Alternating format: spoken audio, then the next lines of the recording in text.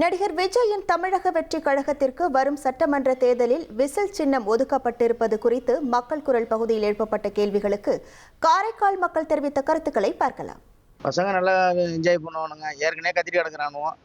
இப்போ விசில் இருக்கும், கையில் ஒரு விசில் இஞ்சி அடிப்பானோ. இதனால பொதுமக்களுக்கு தான் இடைஞ்சலாக இருக்கும். அவர் ஜெயிக்கிறாரு ஜெயிக்கலையே அது ஆண்டவன் கொடுத்தது. அவருடைய செயல்பாடு எப்படி இருக்குங்கிறது பொறுத்து தான் பார்க்கணும். உடனே இப்போ சொல்லிட முடியாது. அவர் நடிப்பில் வேணா அவர் நல்லா நடிச்சிட்டு இருக்காரு அப்படின்னு நம்ம சொல்லலாம். விசில் சின்னம் கண்டிப்பா ஜெயிக்கும்னு நம்புறேன். பசங்கள்ல இருந்து பெரியவங்க வரைக்கும் எல்லாருக்குமே விஜய் என்ன ரொம்ப பிடிக்கும். ஏற்கனவே 2 கட்சி இருக்கு. ஆனா யார் என்ன செஞ்சாங்க அப்படின்றது கேள்விக்குறியா தான் இருக்கு. இப்ப விஜய் வந்தா மட்டும் ஏதாவது செய்வாருன்னு நம்புறோம். பார்ப்போம்.